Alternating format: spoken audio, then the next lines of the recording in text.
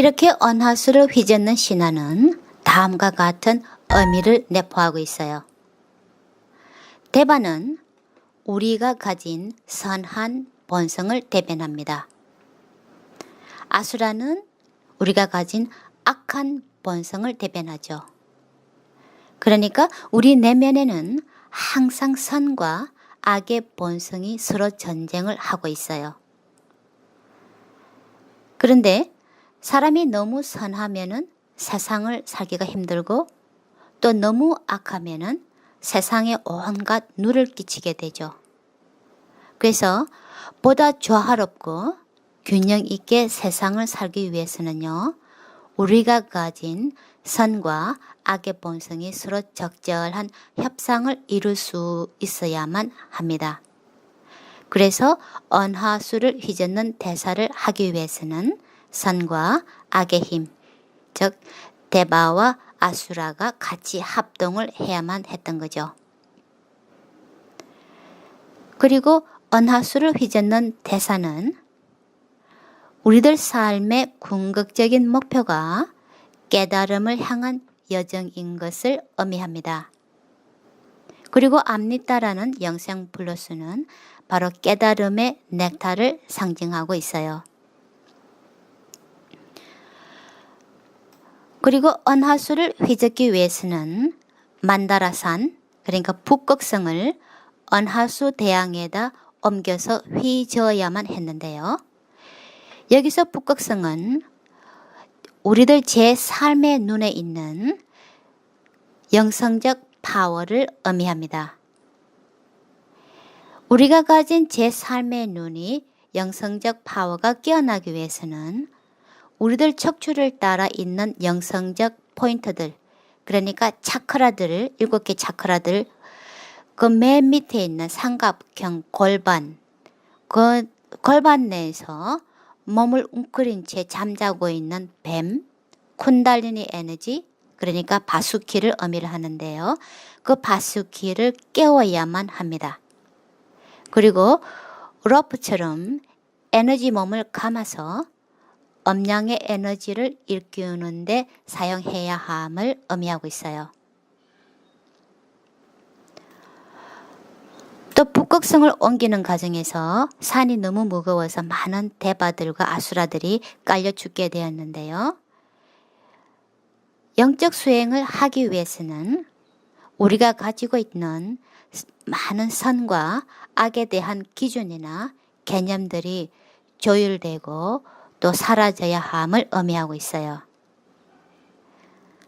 너무 착하고 바르고 고거한 척하는 사람들, 혹은 아니면은 아주 이기적이거나 못된 사람들은 모두 똑같이 입맛이 떨어지게 하는 사람들이죠. 그래서 적절한 선에서 옳고 그름, 좋고 싫음 등에 대해서 평정을 유지할 수 있는 사람들을 우리는 좋아합니다. 그런데 그렇게 균형 잡힌 사람들을 만나기가 쉽지가 않죠. 또 한편으로는 어리석음과 자존심 때문에 뱀의 꼬리보다는 머리 쪽에 가서 서기를 원했던 아수라들은 나중에 바수키가 지쳐서 쏟아내는 독기운 때문에 많이 죽게 되었어요.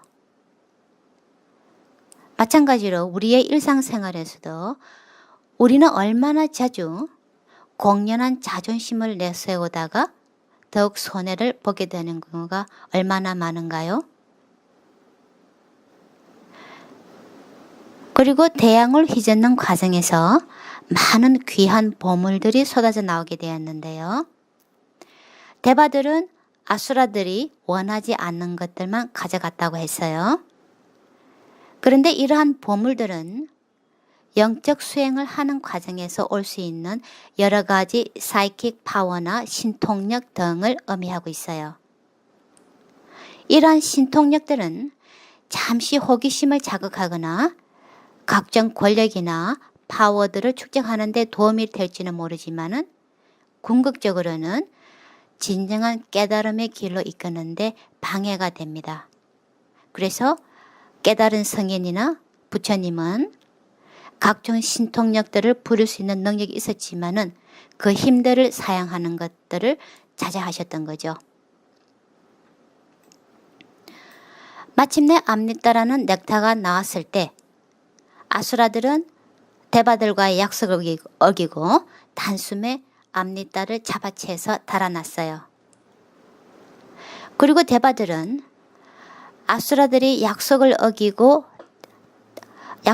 데 대해서 달려가서 빼앗아오기보다는 속수무책으로 당하고만 있었어요.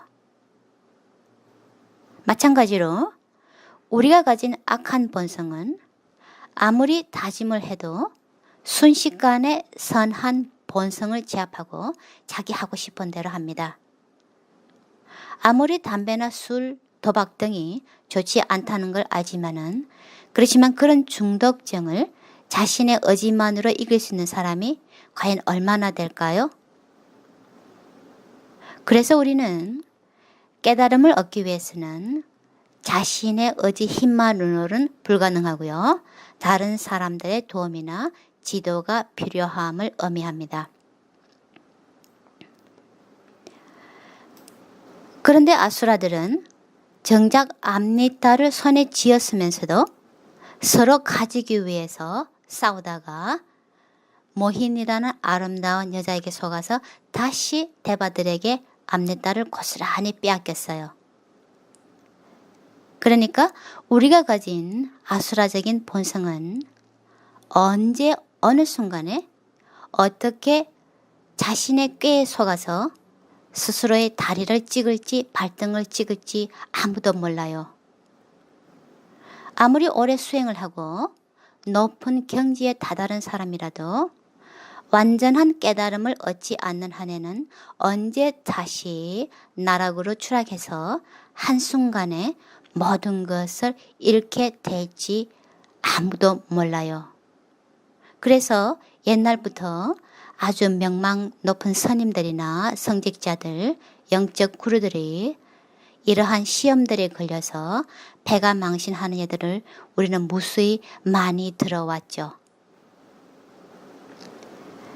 그런데 유일하게 스바바누라는 아수라는 한순간에 깨어있음으로 인해서 아수라이면서도 대바들처럼 암리따를 얻어마시고 영생불멸이 될 수 있었어요.